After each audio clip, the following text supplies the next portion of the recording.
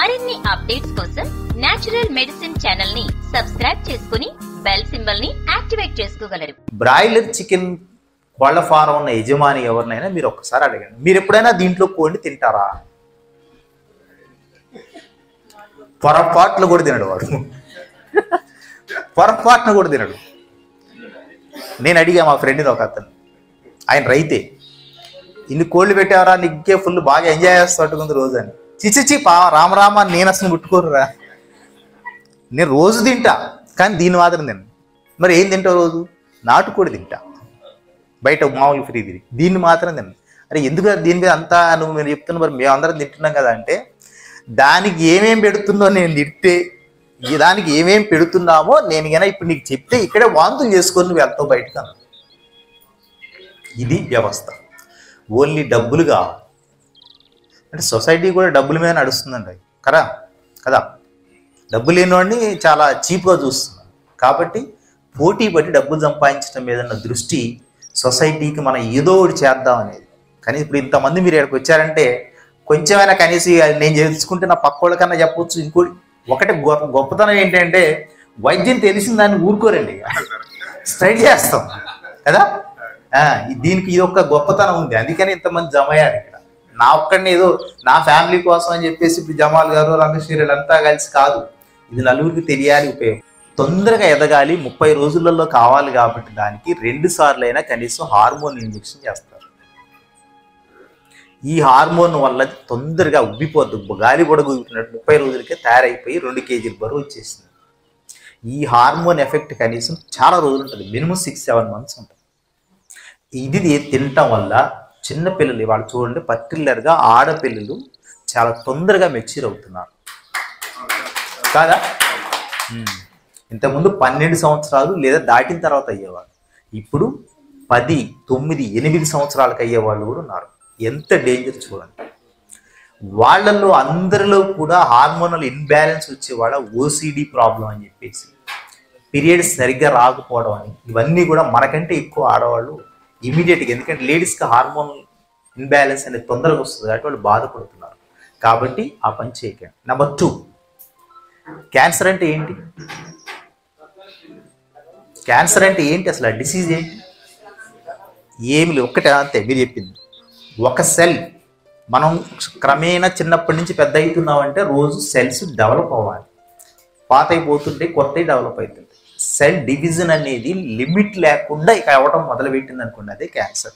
కడితి అన్లిమిటెడ్గా పెరగడం. ఈ క్యాన్సర్ కేసులు ఎందుకు పెరుగుతున్నాయి మన దేశంలో కూడా అంటే, ఈ బాయిలర్ కోడి పర్టికులర్గా ఇది బాగా కారణం. కోళ్ళు, బాయిలర్, ఇది ఫస్ట్ ఇంత కూరగాయలు చెప్పాము రసాయనాలు, రెండోది బ్రాయిలర్ చికెన్. ఈ హార్మోనల్ ఇన్బ్యాలెన్స్ వల్ల లోపల సెల్ డివిజన్ అనేది మన స్టేజ్ దాటిపోయి ఎక్కువైతుంది.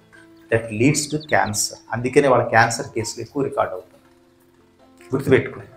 కాబట్టి సాధ్యమైతే దాన్ని వదిలేయండి, బ్రాయిలర్ చికెన్. మామూలుగా పెరిగిన దాన్ని ఏదైనా తినే అలవాటు ఉంటే ఎలాగో మనకు అందరికీ ఉంటుంది మన దగ్గర, కాబట్టి వేరే తినొచ్చు. ఇది ఒక్కటి మాత్రం మానేయండి దయచేసి. కూరగాయలు ఇందాక ఆల్రెడీ చెప్పినట్టు పెద్దవాళ్ళు మళ్ళీ చెప్తారు, మీ అందరికీ తెలుసు ఆల్రెడీ. మనకు సాధ్యమైనంత వరకు అవకాశం ఉన్న వరకు ఇంటి దగ్గర పెంచుకోవడానికి ట్రై చేయండి. ఓకే, ఇది నేను చెప్పదలుచు. అయితే సరే, ఈ మందు మొక్కలు ఇన్ని రకాలు చెప్పారు కదా, మరి నేనేం చేస్తున్నా అనేది కూడా చెప్తే నేను ముగిస్తా. ఎందుకంటే చాలామంది పాపం పెద్దవాళ్ళు ఉన్నారు మాట్లాడే, నాతో సొల్లేవారం కానీ వాళ్ళు చెప్పేది మనకు ఉపయోగపడుతుంది.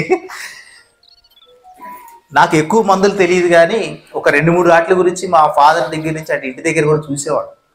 ఏంటంటే అక్కడ కరెక్ట్గా మనకి ఎదురుగా ఉంది నల్లేరు అని చెప్పేసి సామెత కూడా ఉంటుంది కదా, పేపర్లలో పెద్ద పెద్ద అక్షరాలతో వస్తుంది. ఆయన గెలుపు అనేది నల్లేరు మీద నడక. ఆ నల్లేరు ఏంటో పోరగాళ్ళకి ఎవరికి తెలియదు, ఆడవరకు పిల్లలకి అస్సలు అర్థం కాదు నల్లేరు అంటే. నల్లేరు మీద నడక, నల్లేరు మీద నడక ఏంటి నల్లేరు? అది మనకు తెలియకపోతే మనం చూడొచ్చు, సరే మనకు ఒక అవగాహన ఉంటుంది. ఏంటి నల్లేరు గొప్పతనం? ఇందాక సార్ ఆల్రెడీ 2-3 సార్లు పాయింట్అవుట్ చేశారు మాట్లాడేటప్పుడు. వాస్తవం నాకు కూడా ఇది తెలియదు. కానీ ఈ నల్లేరు మా ఊర్లో, అంటే నేను ఇప్పుడు ఏదైతే ఊర్లో పుట్టి పెరిగాను ఆ ఊర్లో ఎంత ఫేమస్ చేసిందంటే మా ఫ్యామిలీ, పర్టికులర్గా మా అమ్మ, చెప్పాలంటే మా అమ్మ, ఆమె పచ్చడి చేసి పెట్టిన దాన్ని ఒకసారి తిన్నోడు మళ్ళీ కావాలంటే మళ్ళీ కావాలి, చివరికి మా ఊళ్ళో నల్లేరు ఎక్కడ దొరికినా కానీ అది మా ఒక్క ఇంటికే మొత్తం సరిపోయేది అనమాట. ఎవరి దగ్గర కనపడ్డా నల్లేరు తీసుకొచ్చి పచ్చడి చేయించేవాడు మా నాన్న. పొలాలలో, చేలుల్లో ఎక్కడన్నా అది ఎవరు పట్టించుకోరు దాన్ని. కాబట్టి ఆయన కోసుకెళ్తే మాకేంటిలేని వాళ్ళు అనుకునేవాడు. తిన్న తర్వాత తెలిసేది వాళ్ళకి, మళ్ళీ వాళ్ళే తీసుకొచ్చి పచ్చడి చేయించుకొని వెళ్ళేవాడు. దాంట్లో వాతం కోసం పనిచేస్తుందని చెప్పేవాడు. అది నిజం అవుతుంది నాది. కీళ్ళ వాతానికి బాగా పనిచేస్తుందని చెప్పేవాడు. సరే, దాని టేస్ట్ కోసం మేము అప్పటి నుంచి ఇప్పటికీ మేము తింటూనే ఉన్నాం, కానీ దానికి ఎంత ఇంపార్టెన్స్ ఉన్నదనే దాన్ని చెప్పడం కోసం నేను టాపిక్ తీసేదాన్ని. నేను కాగజ్నగర్లో పనిచేశాను. ఆదిలాబాద్ సిరిపూర్ కాగజ్నగర్ ఉంది కదా, అక్కడ బెంగాలీ క్యాంప్స్ ఉంటాయి. ఎప్పుడో రెండో ప్రపంచ యుద్ధం అప్పుడు బెంగాలీస్ మన దగ్గరికి వచ్చిన వాళ్ళని ఇందిరాగాంధీ గవర్నమెంట్ ఉన్నప్పుడు వాళ్ళకి క్యాంప్స్ ఏర్పాటు చేసి మీరు ఉండండి శాశ్వతంగానే వాళ్ళకి ఇచ్చారు ఇల్లు.